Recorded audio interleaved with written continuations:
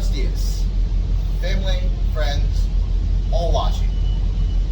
Today is day dos of the European Vacation Mediterranean series. Today, we're in Barcelona, Spain. So, this is docking in Spain, or the beginning of docking in Spain. Barcelona, Spain.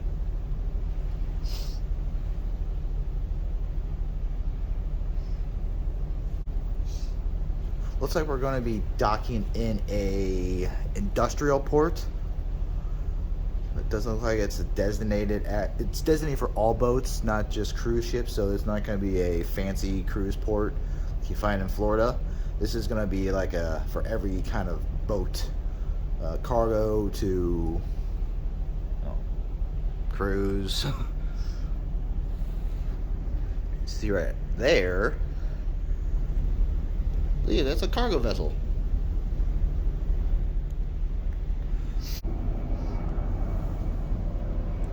Looks like we're gonna get the sunrise too if we're facing the right way. Yeah, it's gonna look great.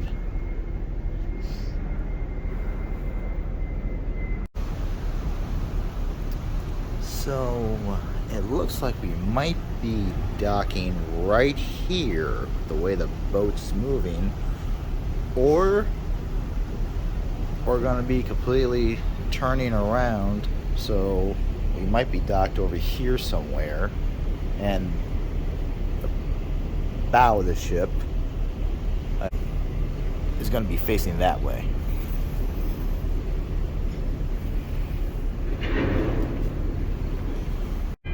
Other side of the port. Yep, we're in a industrial port in Barcelona, Spain. Zoom out on the city a bit.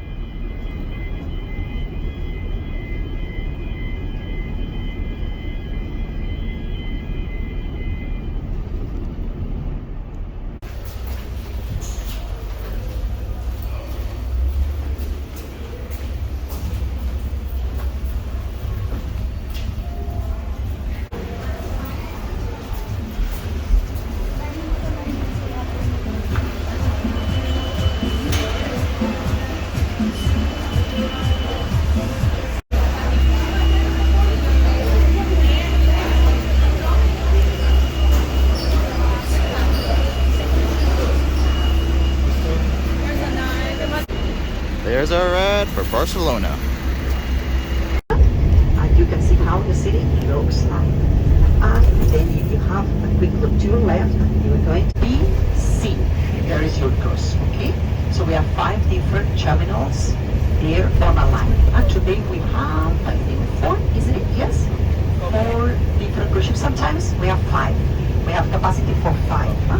This is still our high season for cruise ships in Barcelona. October is a very good month. We receive welcome lots of different cruise ships every day. Right. So look at the maritime station here on the right hand side. I guess that's a ferry, or just a cruise like it's a ferry. All those logos here, they are waiting for the from the father tower from the port used to cross. So here to the right hand side we have an avenue with factories. This area is known as World Trade Center because the building behind the tower is the World Trade Center. Here along the avenue is where those cruise buses drops you off when they come from the terminal and picks you up to go to the terminal, okay? Just in case. So the cruise bus, you will see it here, it's now turning to the right. It's that blue one, and it has a sign of a cruise, and it will go on. We will stop 3 different times during this tour. We will stop at the Spanish village. We will stop at Sagrada Familia. It could be another point of reference for all of you. Why? It's a memorial we did in the year 1888. There, where that memorial is where that famous avenue called, you can see trees, we have cactus here. That's a volcanic garden that we cross right now. And we call it Costa Llobera. But Montreal offers you nice views over the city, so be prepared, because now at the exit of that short tunnel we cross, to the right-hand side, you're able to see a very nice view of Barcelona. We are limited by hills. Look please to the right-hand side, and look, not a lot of green color right in the center. The green color, you find it on the mountains, yeah? It's like an ocean of concrete, Barcelona, because we don't have a lot of space, but we have high density of population. So we live in a small area, 100 square kilometers. You can see La Sagrada Familia from here. Look at the towers. Can you see them? Where the crane is? Well, first you see 3 chimneys. Those chimneys are from an old textile factory. The factory is not working anymore. We preserve those 3 chimneys like a monument, and it's a monument that reminds us the industrialized spirit of Barcelona at the very beginning of the 20th century. And then further, the towers of La Sagrada Familia. They will go later. Remember, that's going to be our second stop. Santiago Calatrava, and it's used still nowadays for communications. It's a telephone app. Then on the left-hand side behind the trees, next to the tower, there's another indoor stadium. We call it St. George Palladium. It has a capacity for 70 spectators, and it's used for playing basketball, handball, also concerts of music nowadays. That's where building with us.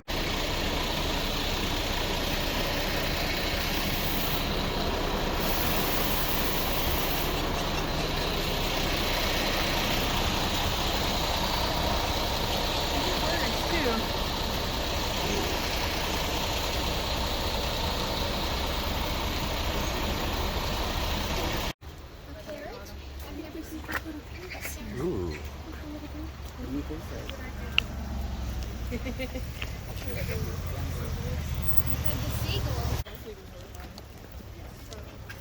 The seagull is pregnant. Said their mom was pregnant, so I gave her the piece of bagel. And then they all came. Really? Of course they did. I walked out and they started laughing. Thank you. I have a sad thing. So, I have another one in Ralph.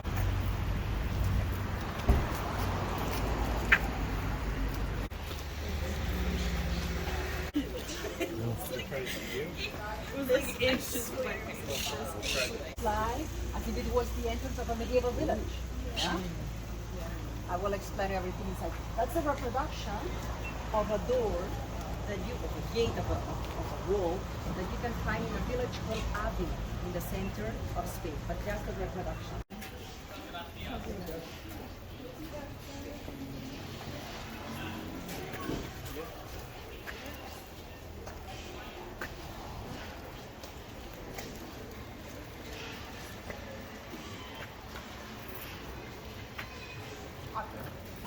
So, let's do that.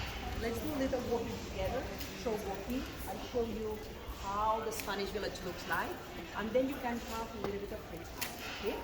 When I give you the free time, of course you will probably need the toilet washing facilities. Yes? So, I point you what they are. Because you see that arch over there? Yeah? There you'll find. You find other places. Let's go first together. Here, I'll show you the model of the Spanish village. It's not very big. It's not very big.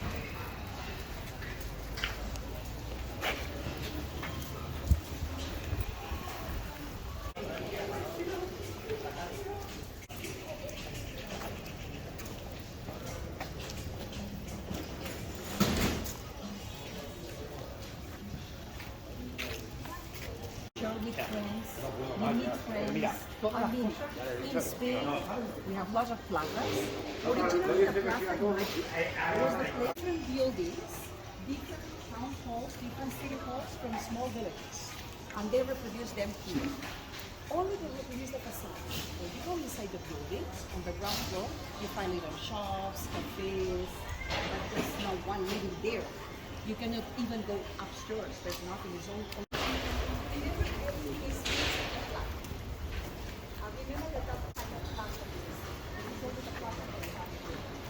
Then they reproduce another, we call it glorieta, because that's very typical for the music. That's how the musicians are staying there, underneath, on the shade, and they do the music sometimes. There are musicians here, there's a lot of stay there, and there are festivals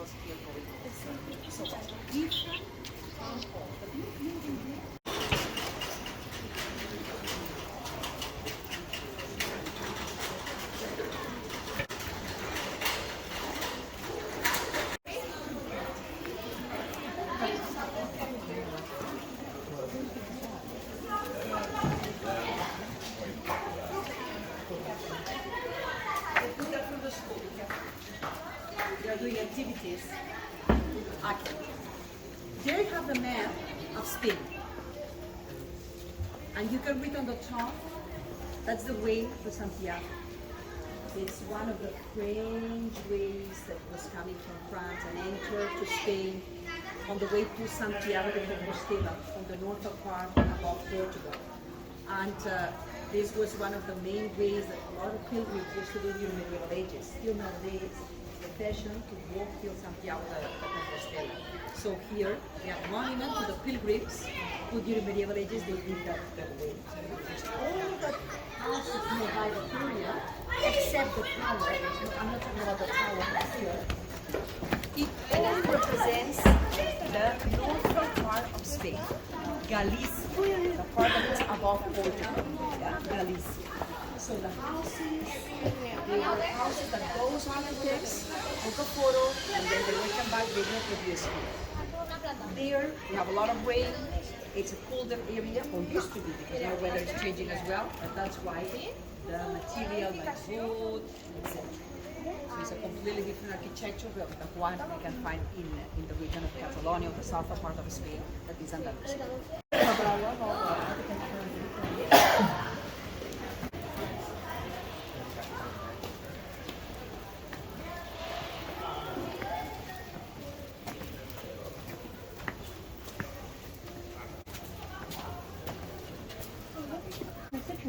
Ooh.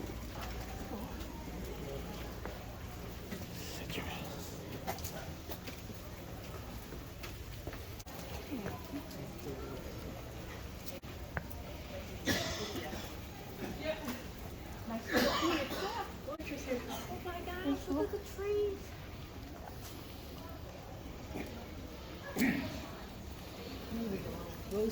We love our citrus. They didn't have them this year. They asked them, they said they didn't control them. They put them here.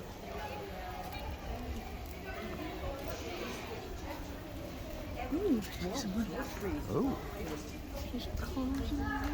Mm-hmm. Oh, yeah.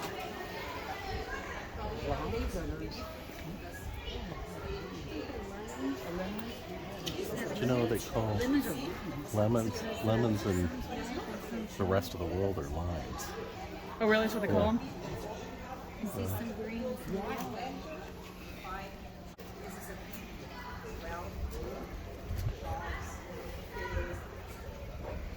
You know that Spain have a lot of people. Oh, They were lucky from the south of Africa. They entered the southern part of Spain. Settled down.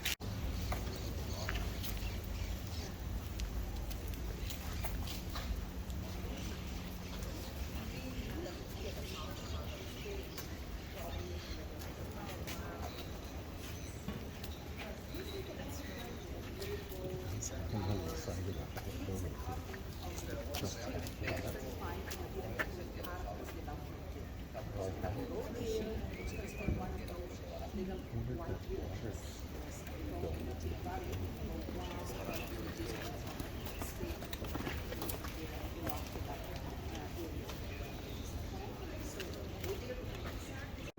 Detail.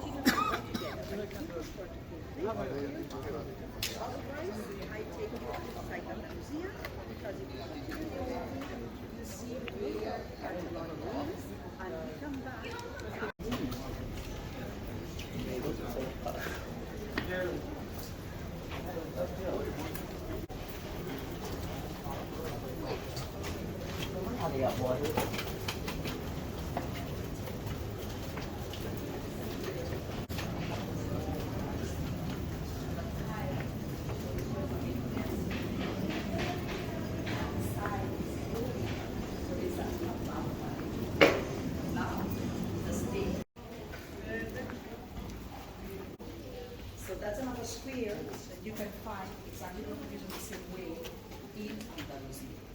But now from here, the venture into a little street that will take us to an area called Levante. This is all the coast, the southern part of Catalonia. So Valencia, Alicante, Murcia. The houses we're going to see from the next street to the left.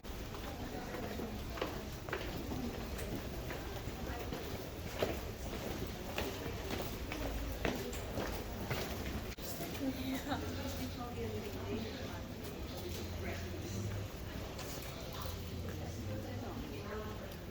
Yes, okay. Look, now is as if you were in our region. This represents Catalonia. So the houses in that small sphere, even that fountain, all the houses there along the street, they represent Catalonia, not the seaside where Barcelona is. Some of the villages we have inland.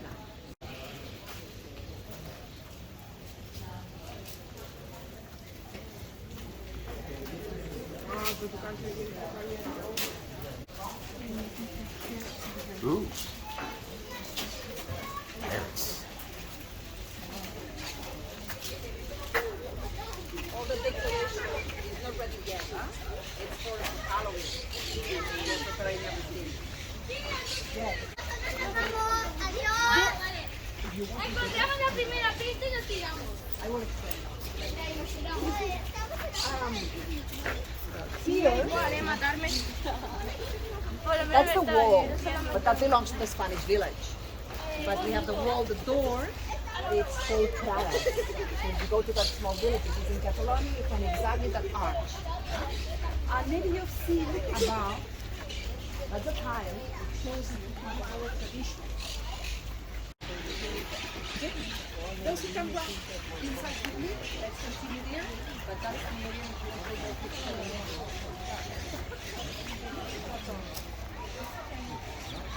Anybody wants to come with me?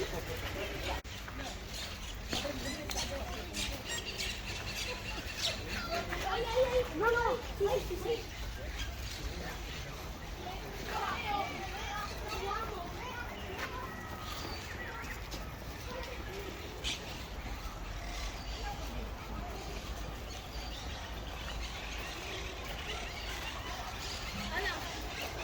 Las coconutas como son.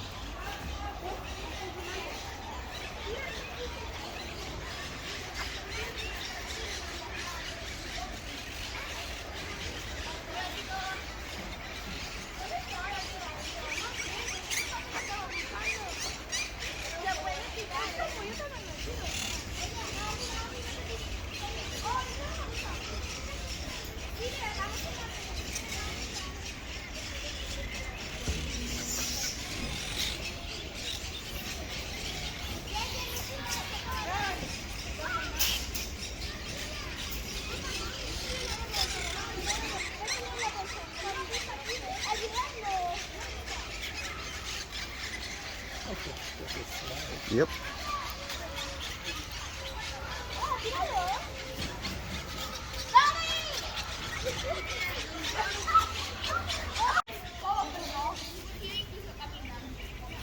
Got him.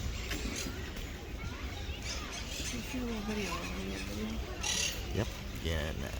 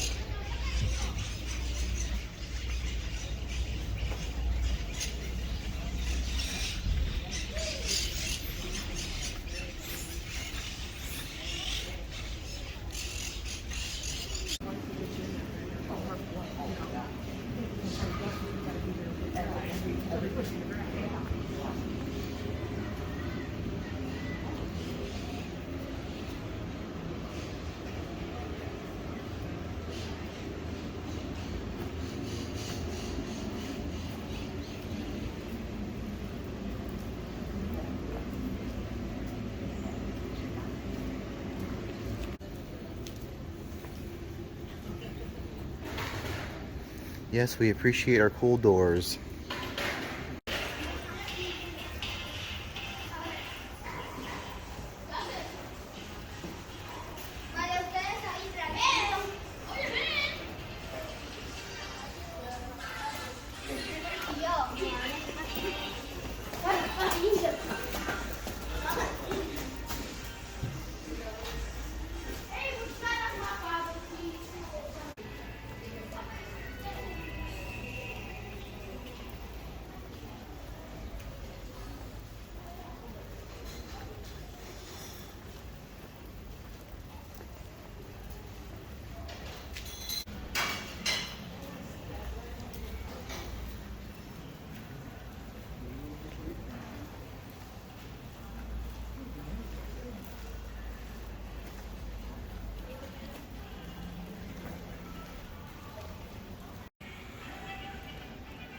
Found the candy store.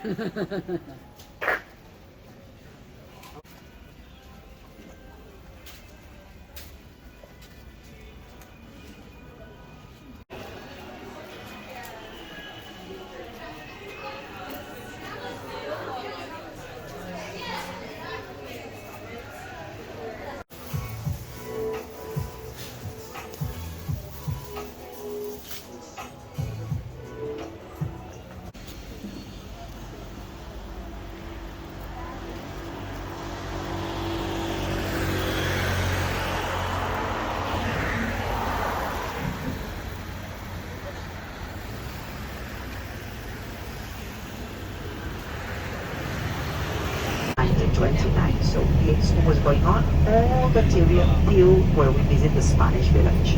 Now we call this avenue La Fira. La Fira is the fair, the trade fair.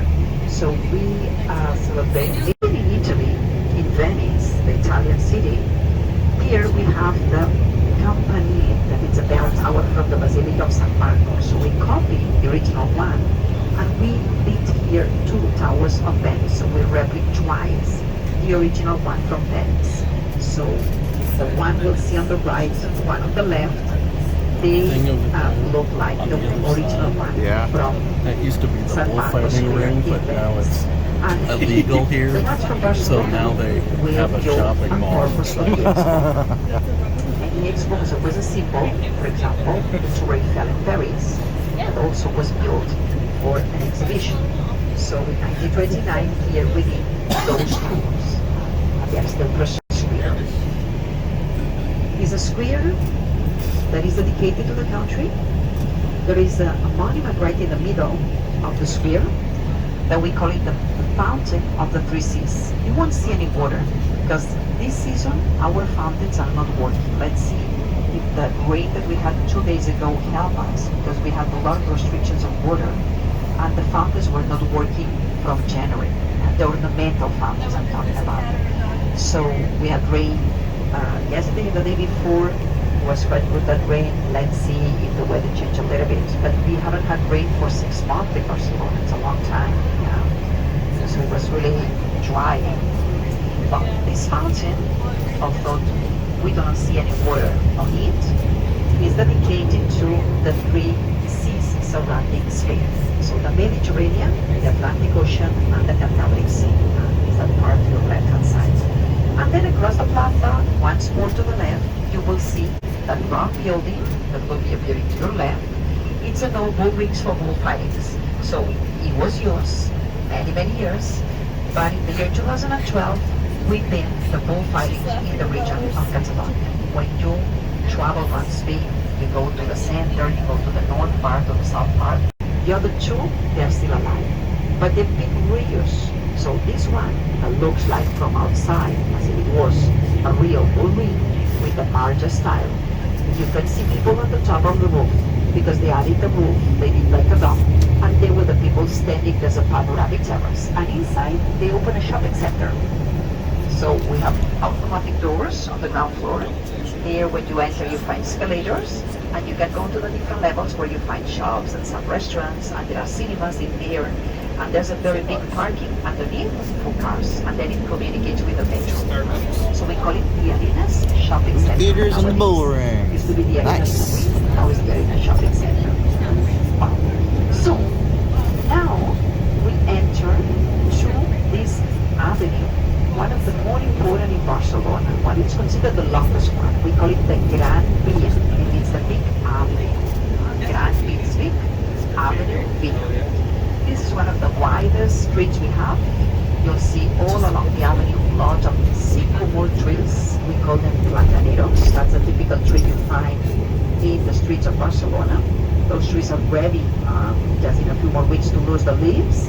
So till the end of October, beginning of November, Barcelona is still a green city.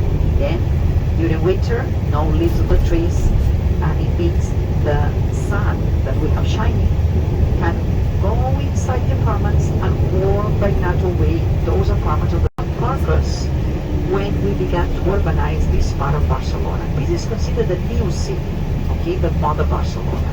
It means When Barcelona lost the walls, Barcelona has been a medieval city. It was founded by the Romans, by the way, the first century BC. There where we have the historical. This is a very big neighborhood, big district called the enlargement, because we enlarged the city, so this is the enlargement.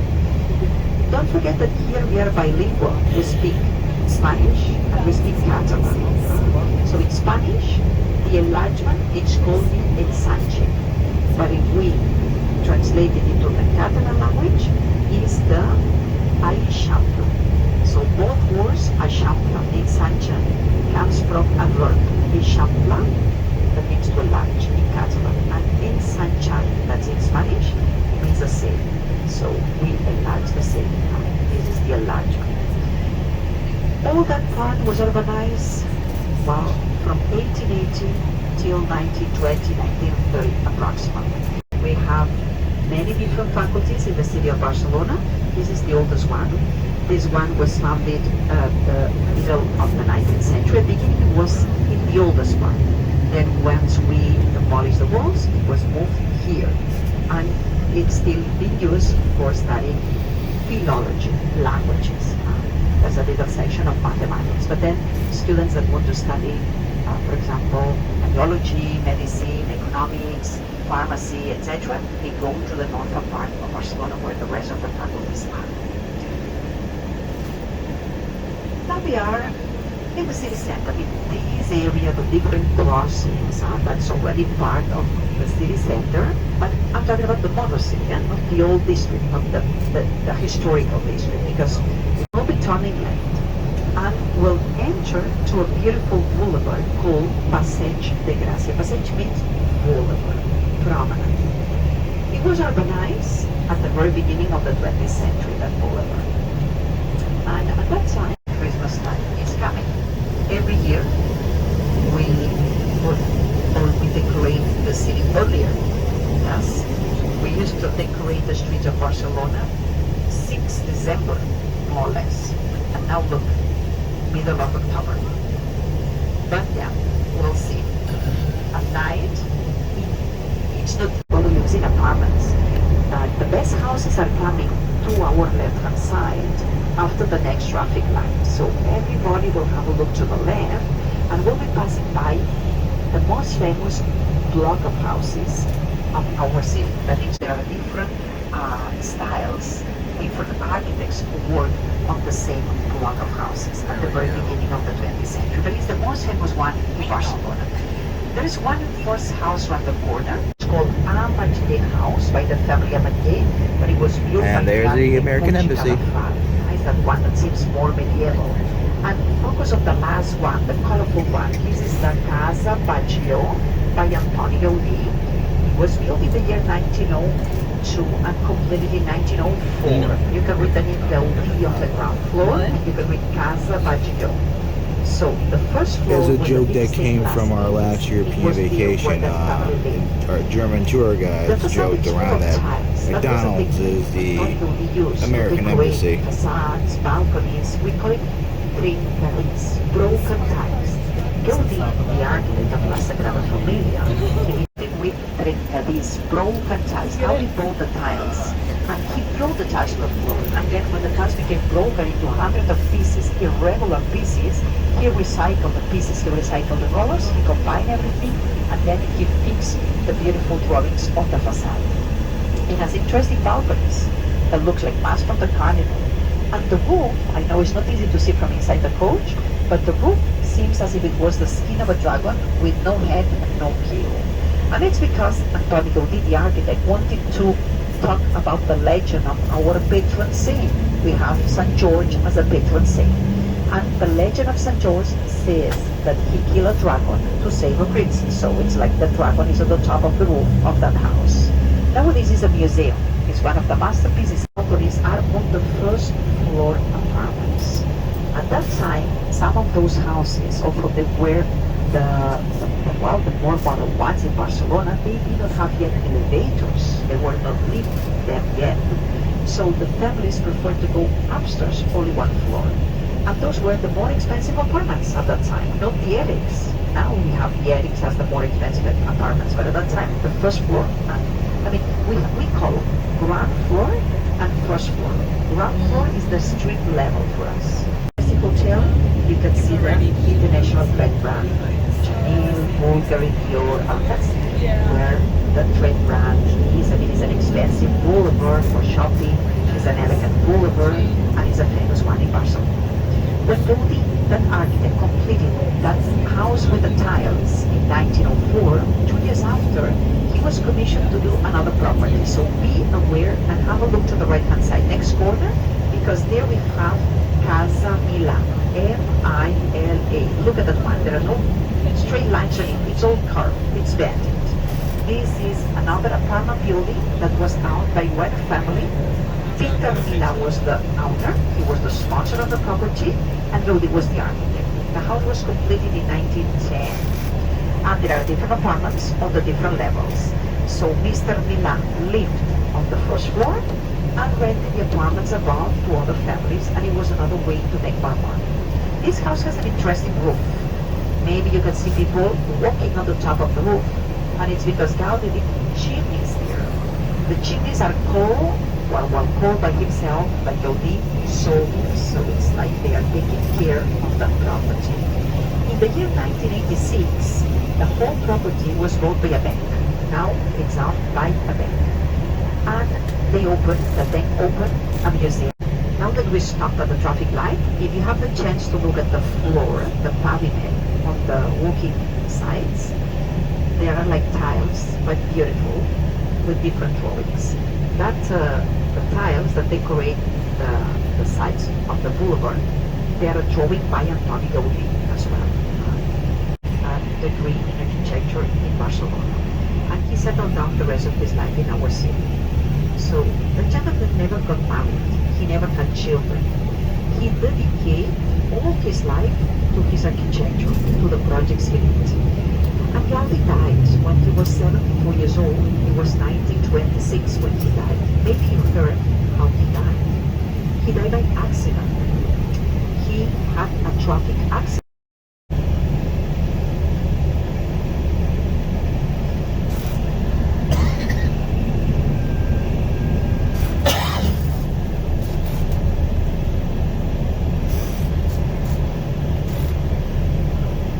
As you can see, there's traffic,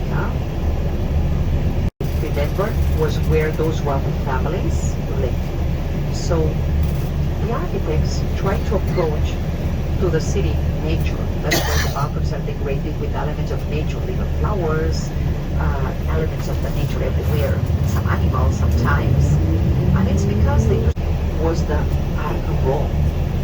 But that Art Nouveau can receive different names. The balconies behind the trees, how beautiful they look like. A lot of decoration. It occupies one block of houses. Here it is. Wow. So, now let's go on the way to La Sagrada Familia. Let me explain the things about the church. And of course, more things about Gaudi. As we said before, Gaudi never got married. Gaudi was very religious. He did many different houses in Barcelona. He was a sponsor by those wealthy families. But as he was so religious, he was commissioned to build La Sagrada Familia. So it was in 1883 when he started that church. But the Sagrada Familia was started 1 year before. So 1882 is the origin of that project. At that time in 1882, there was in Barcelona an association, a religious association called the Devotees of St. Joseph. The members of that association were the ones who choose the name of the church, the ones who choose the place where the church should be built.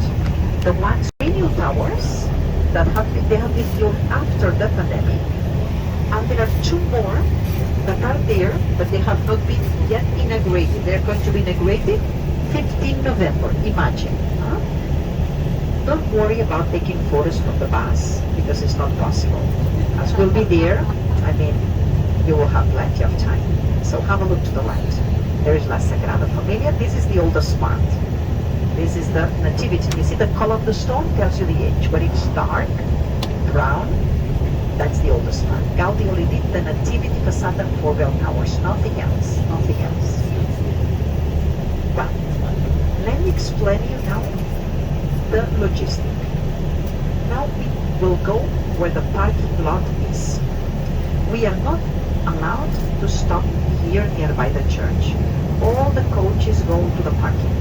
From the parking, we need to walk back to the church. We need to cross together 3 streets, okay? We need to respect the traffic lights, of course.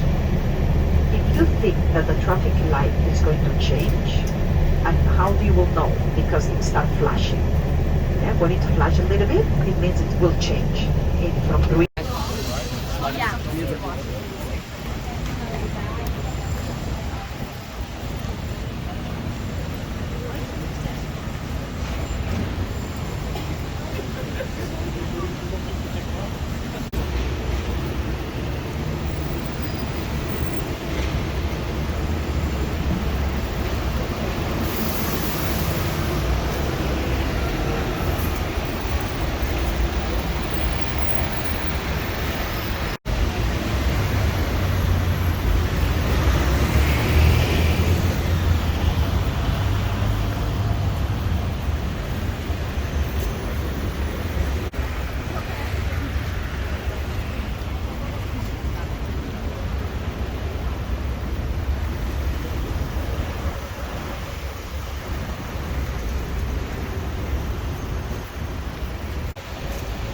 That's one expensive taxi.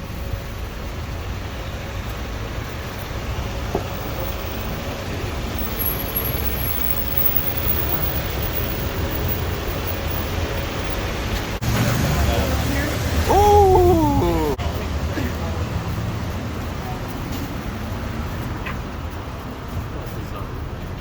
Yeah.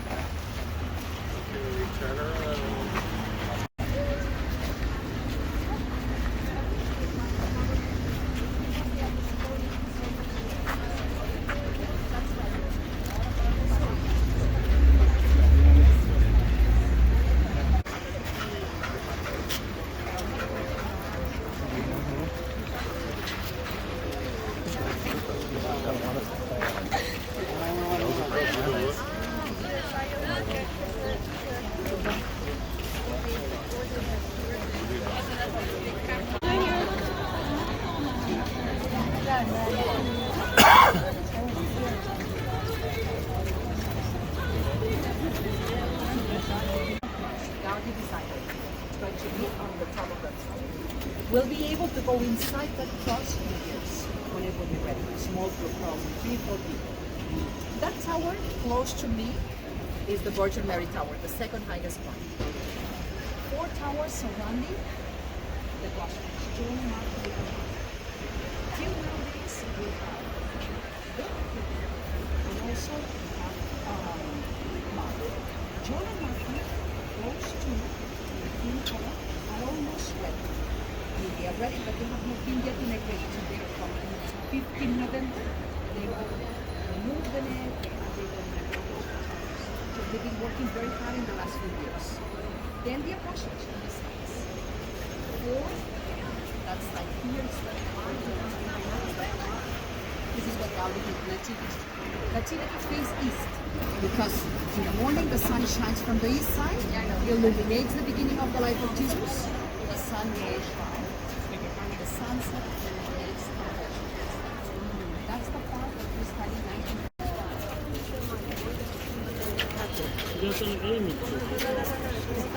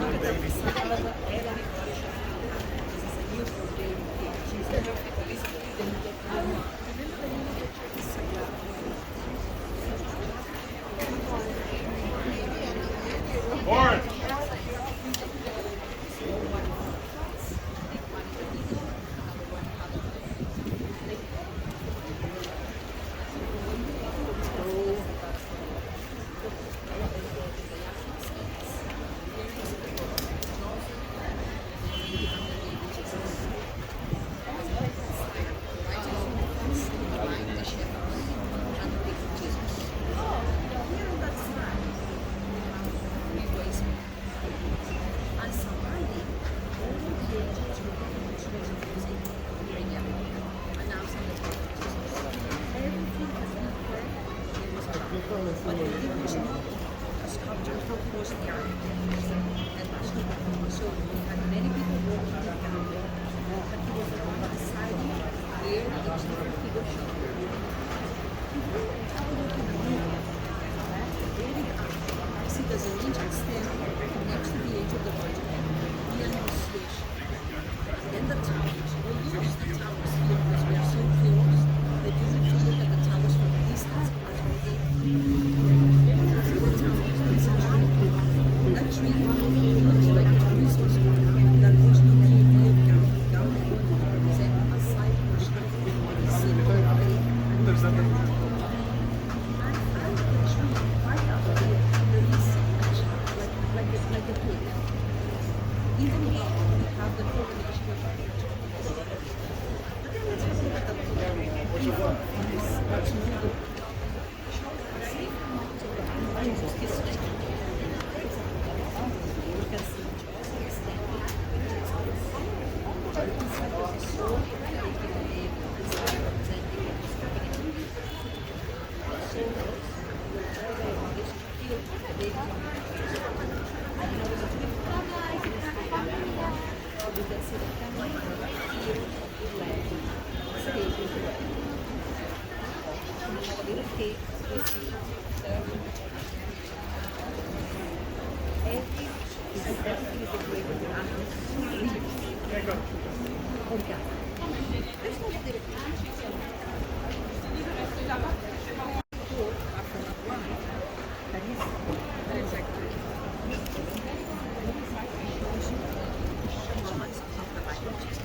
So when Jesus was working as a carpenter with Joseph, the presentation of Jesus in the temple was Joseph.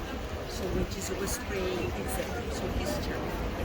But the nativity is like this. And now we try different kind of prayers. It could be here hours looking at the different nativities.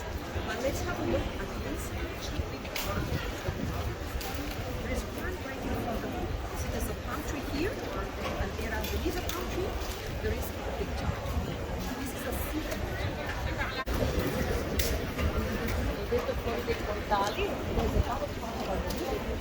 And it's a land church. Does it show us the mountains? Is it between? Sorry, okay.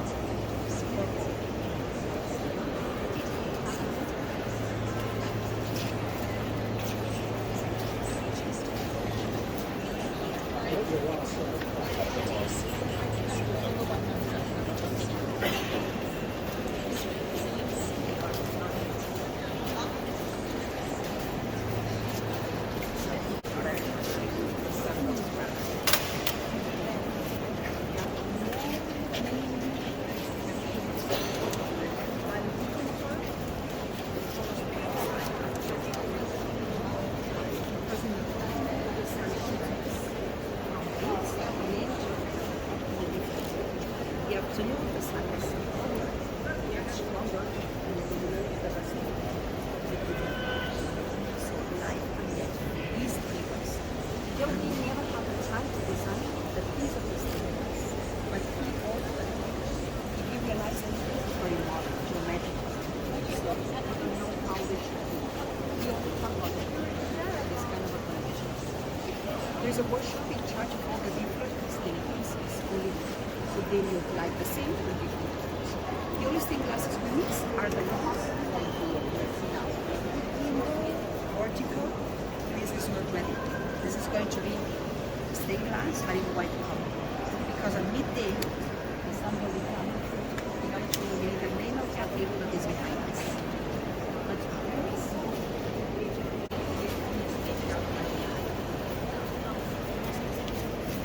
When you understand with the other motives translate to us.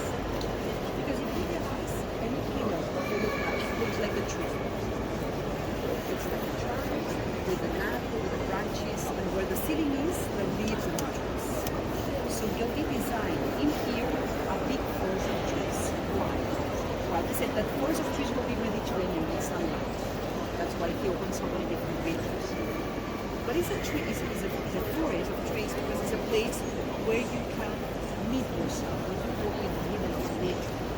It's always a peaceful place, and now it's not easy because it's very noisy here. So you enter, you're alone, in the church, you can meet yourself and feel that what God wanted to teach you. So it's not classical church, it's something new. Those classical cathedrals that you find in many different European countries, they are with a lot of decoration and chapels and wood, mineral cathedrals and sculptures. Gaudi never wanted that. He wanted something more natural, because remember he's a vegetable space. Well, there are 52 different trees, 5 or 2, because what's the color? Some is there, there's a lot of symbolism.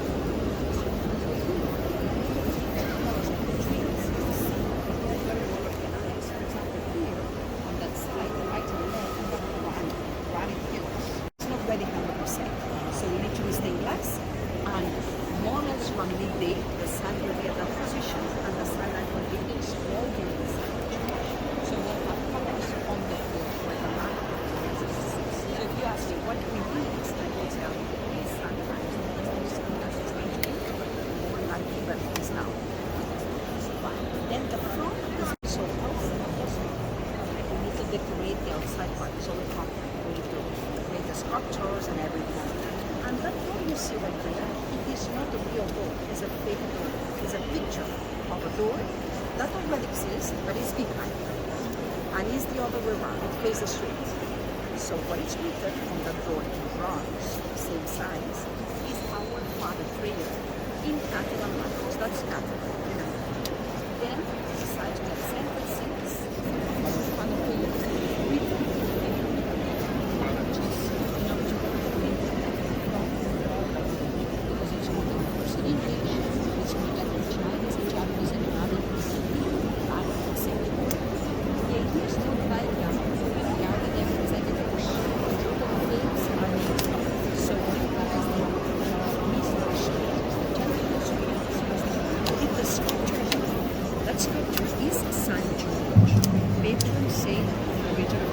very important.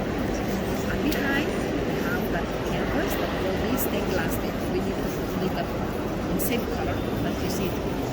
So in here we'll be able to enter from there and go to the main altar level from there. Okay? The capacity is for 7,000 people. Yeah, 7,000 people.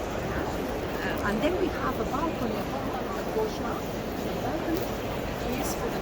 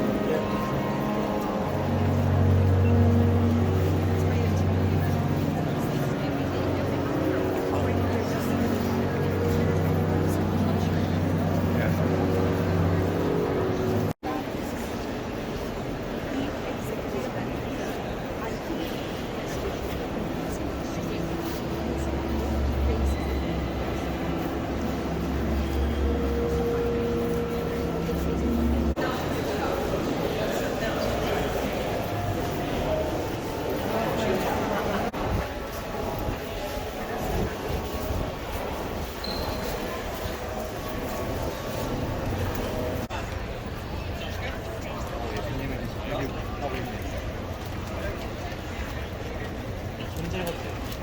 1차적으로 그냥 저렇게 모형으로만 납세하기 좋은데 1, 2, 3차적으로 고차원적으로 진행이 많네.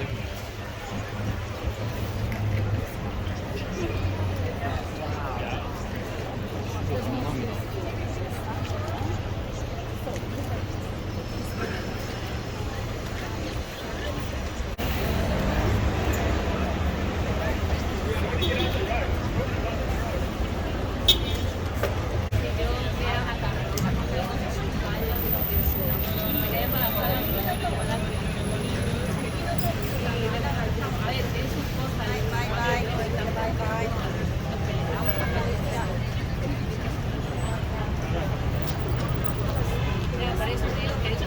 Found a nice little restaurant to eat in Barcelona. Yeah, I think I'll. Got our coffees. What are these? Lattes? It's a latte macchiato. Yeah. It's coffee and milk. Got a bocadillo. Well, chorizo and baguette. Sweet. So the bocadillo, for those that don't know, is a Spanish sandwich. They can be the most complex sandwiches to the simplest sandwiches, which in this case we have a simple sandwich, which can sometimes be the best sandwich. This bocadillo has chorizo on it. It's absolutely delicious.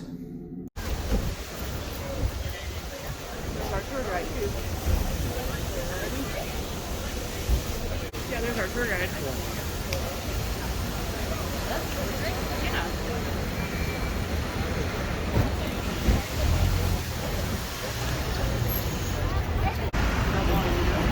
Barcelona traffic.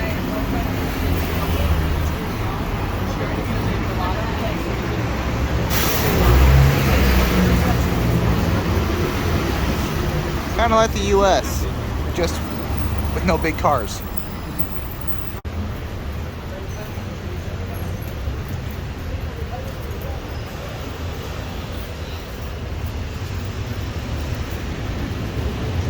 Because people use a motorcycle to go to the office a lot. So it's free for them to park the motorcycle. That's why many people use them. When you park a car in the street, you can find blue or green lines on the floor. If you park in a place where there are blue lines, so here you pay, you can park the car maximum 2 hours. So we didn't like it. So people just wait for those beautiful days, and people go to a cafe to have a walk. Look at the Triumphant here on the left. It's made of brick. And look, the beautiful promenade where people have a walk with those beautiful lampposts on the side. Those lampposts they date from that time. And on the other side, you see there's a very big building with several different towers. This is the Palace of Justice. So this avenue ends at that park. The name is Ciutadella. Ciutadella is a name of fortress.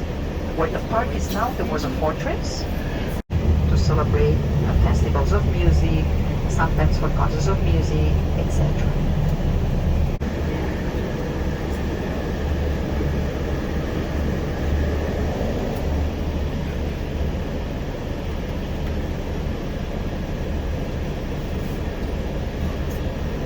Of the Triumphant to your left. So the Triumphant was the entrance up to this area where the expo was going on in 1888. Back to the right, you see the main gate of the park. That park is very Mediterranean. It's not very large, but for the size of the city, it's the biggest one. Inside the park, we have an artificial lake. We have the Zoo of Barcelona. Then there's the museum, the Natural Science Museum. The building where the Natural Science Museum is, it's called the Castle of the Three Dragons, but that's only the name.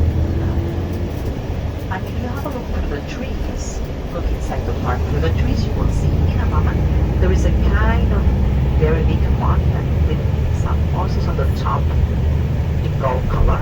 This is a fountain.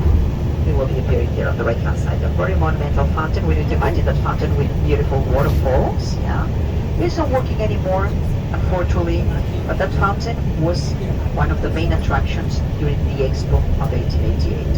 And Mr. Antonio Gaudí, the architect of La Sagrada Familia, collaborates designing that fountain with some other architects.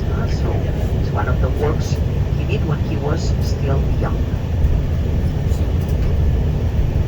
Wow, this is one of the districts of Barcelona, and now here we continue, and you see that the architecture change is much more modern. Right and left, you see modern apartments here. That's because we are approaching to the area that was urbanized for the Olympics. So 1992. 1992, an important event that promoted Barcelona all over the world. Since then, we began to have tourism as the main income. Before 1992, of course, we had visitors. Of course, we had different cruise ships visiting us, but not the number we have nowadays. Since 1992, Sagrada Familia changed completely because the Olympics a lot of construction. We began to have more visitors.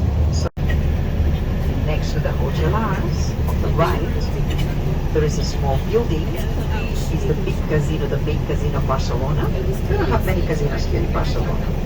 We have lots of bingos, you know. Yes, people prefer like more go to the bingo than the casino, but that's a big casino. And behind the casino building, there will be where the palm trees are. You will see there's a structure with gold color. You will see that it's like a very big fish appearing there. It was designed that made sculpture by Frank Gehry, and it was a symbol of the Olympic port at that time during the Olympics. And there it is to the right hand side. It's like a wheel that jumped into the ocean. There it is with no head, no key, but it's right to the right hand side. There you have it. Then look to the right, because there you see the ocean, the Mediterranean, and here's where we have the beach of the city. A bit farther, we have the W Hotel at the very, very end of that beach. And you will return where the little boats are. That's the Olympic port. There is that part that is going to be renovated. So all surrounding the little boats up here, there we have a lot of works. And they are transforming the Olympic port for the America's Cup. So it's going to be rigorous for that event. Yeah. Before, years ago, we used to have a lot of restaurants here, one next to the other. It was a very important area for eating in Barcelona. But those restaurants closed last winter in order to be able to leave the space for working for the next event next year. Public transportation, so that's the end of the line coming from different small villages and towns where the suburbs are. Wow. So, the historical district, let me tell you something about it. Well, Barcelona is a very old city. It was founded by the Romans, the 4th century BC. The Romans arrived sailing from Rome, settled down on the right-hand side, that area that we have on the right-hand side. And of course, they surrounded that Roman colony that at that time was called Barquino. That was our first name, Barquino. So it was all surrounded by walls.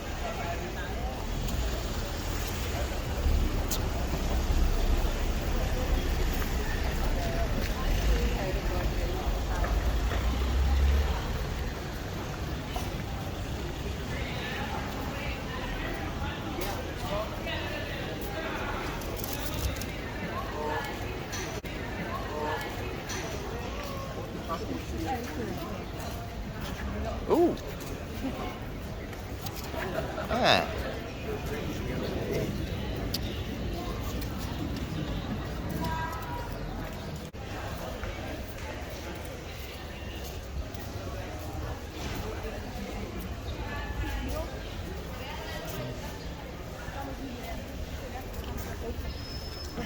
Mhm.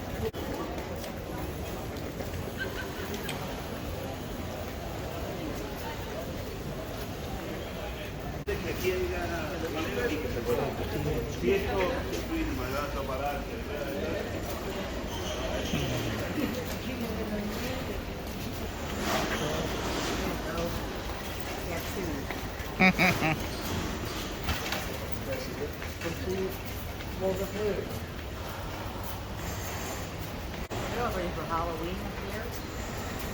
Oh, wow. Yep. They're competing who can have the best little Balcony, yeah.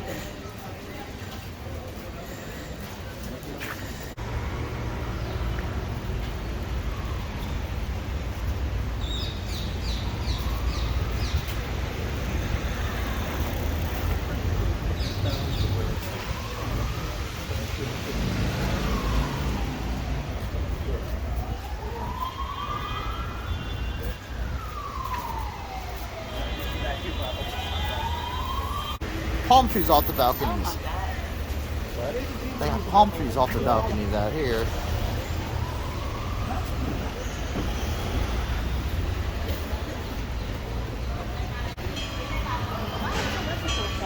Oh, wow, that is.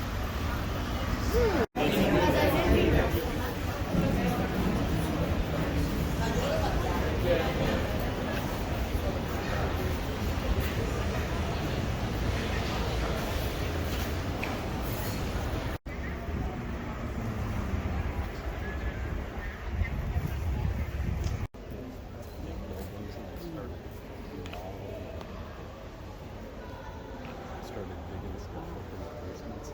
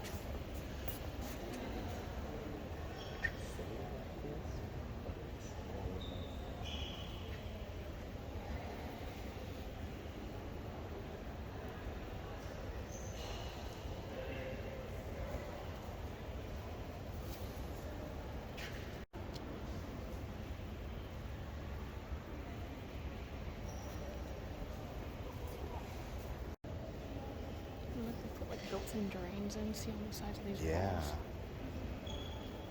They had engineering back then. It was amazing.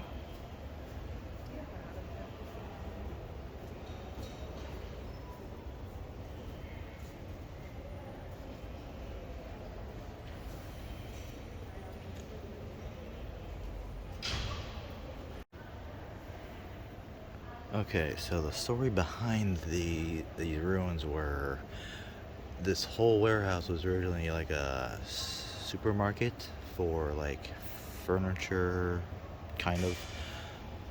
Sellers would come here and buy products to sell at their stores. Eventually, it closed down after a few years. It was turned into a library, started doing refits, remodeling. When they dug up the floor, they found these ruins. And ever since then, now it's become a historical site.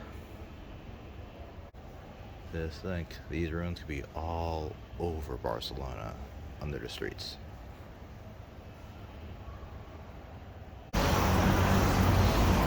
Our cats do the same thing. They'll get up in your face and just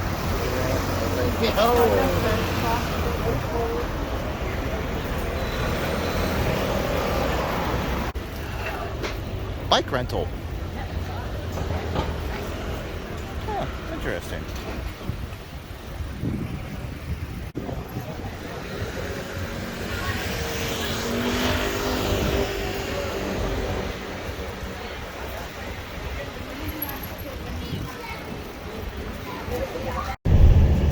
Oh, that is. The weird part. There's a weird part hanging out. No, it's one building. We can take a test. That would be best. Bizarre. Either way, we're going to take the same time slot, so if we can't meet each other there, we'll all take the same time slot. Interesting. Yeah. Which is a good idea. Yeah. Can't believe I did this.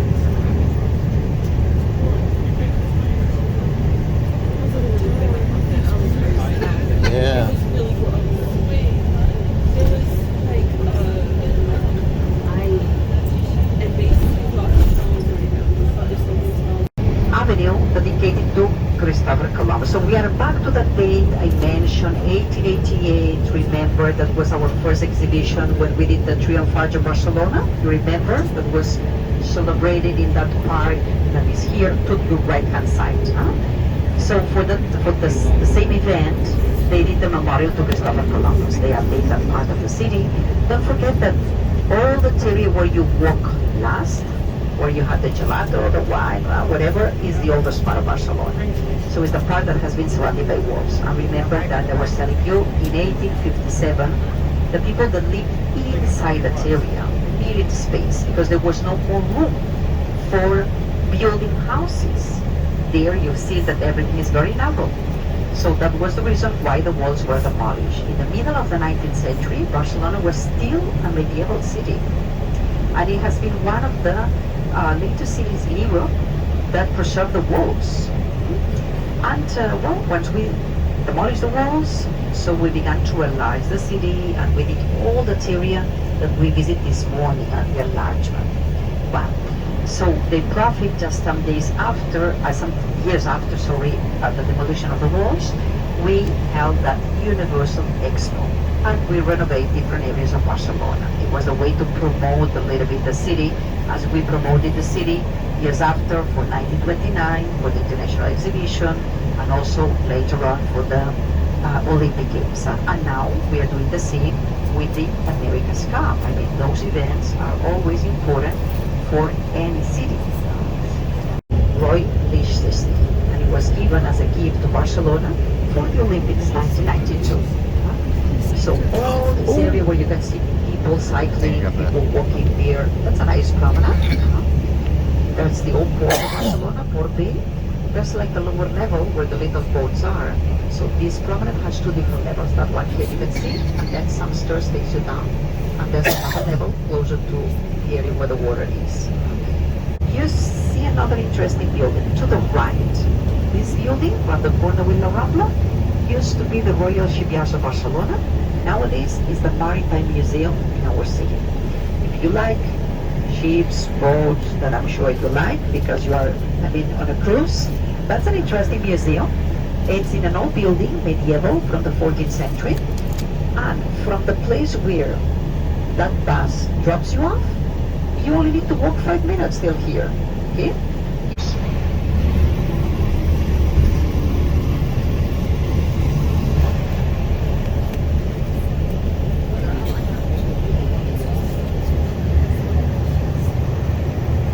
And well, here we have other ferries that will be arriving now because those cars are waiting for the ferries. Now that you know a little bit about how Barcelona looks like, you can recognize if you just turn a little bit your head behind you in diagonal direction. There, you see Columbus, La Sagrada Familia, the towers of the construction, everything is there. And look, one of the cruise ships is leaving. Remember, they are not going to stay overnight. Yeah. This one is leaving. Tomorrow there will be another one.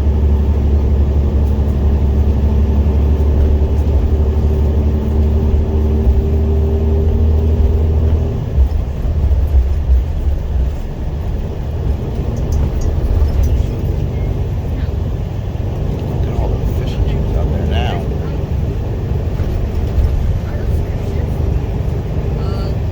That back in the vault looks like a car. That looks like a mini car. Yeah, freighter.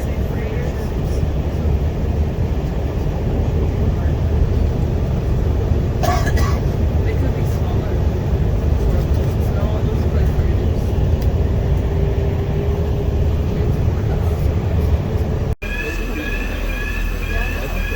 Back onto the boat.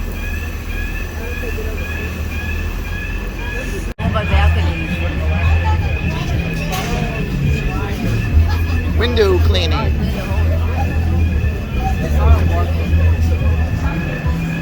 We're postponed getting on the ship for window cleaning.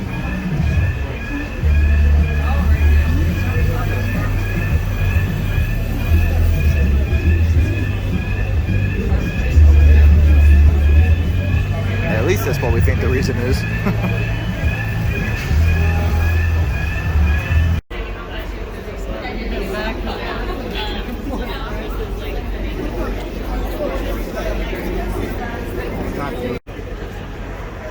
Alright, so we've been redirected down to the, what I guess is called the dock level, port level gangway.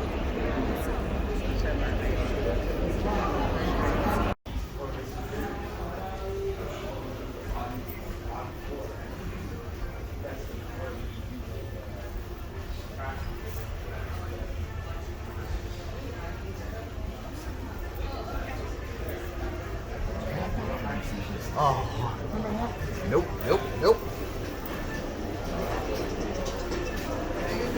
Their favorite pub. Unfortunately, they don't have Guinness from what we understand, though. How can you not have Guinness at a pub?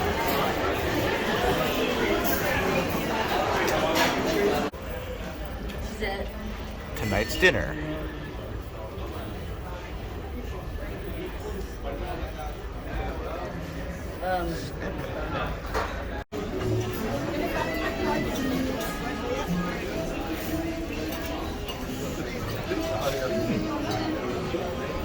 The monks make. Oh yeah, is what I think it is. Tonight's dinner choice. We did. The menu for the Manhattan. We should have thought ahead and done this. When you said you were in line. We were shocked that we didn't have to. Well, They said they weren't taking reservations. right, but we could. There is a museum Knife on it. that there's a little video about the monastery and what's happened there and all that. So I mean, it was nice. Just seeing, for whatever reason, it was one of those things I really wanted to see. Madonna statue and stuff. Yeah. And you actually get to touch it. Oh. It's, they've like got one little hand. Yeah, and right. it's holding the ball. That's how it is in Rome. The statue. First up, creamy New England clam chowder. The clam chowder from the Manhattan Room is good. It's not the best clam chowder I've had, but it's definitely not the worst. I've had worse clam chowder than this. This is delicious clam chowder. It's got some nice big chunks of clam in it. Very creamy. Okay, I got a second starter, the Cobb salad.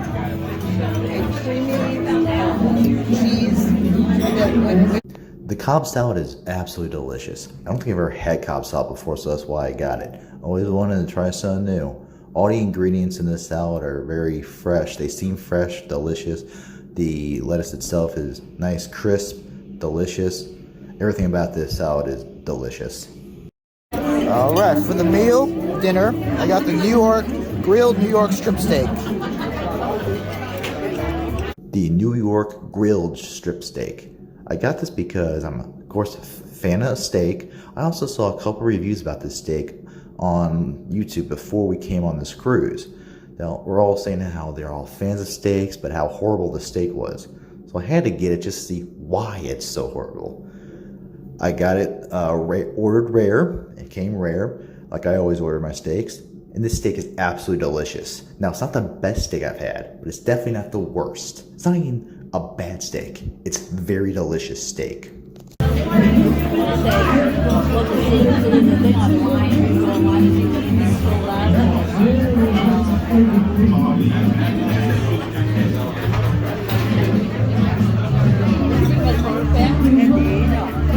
The first dessert we got from the Manhattan Room is a Boston cream pie. We've had some amazing Boston cream pies in the past. This isn't exactly amazing. It's not bad. It's pretty good. We're just disappointed in the little amount of cream that's in the middle of this cake. We do wish there was more cream to complement the cake portion of the pie. The second dessert from the Manhattan Room is the white chocolate amaretto cake. Now, I absolutely love anything amaretto. Whenever I see it on the menu, it's always a must to get. I've never had it with white chocolate. So I was very curious about this dish. The dessert did not disappoint. The white chocolate complemented the amaretto so well. This dish is delicious. I absolutely recommend it. That was a fun day in Barcelona, Spain. It's been a night now. I think we're going to call that a night. So that's going to be it for Day Dos. It for Barcelona, Spain. With that, thank you for watching. That being said, this adventure's over. Until the next one, hasta la bye-bye.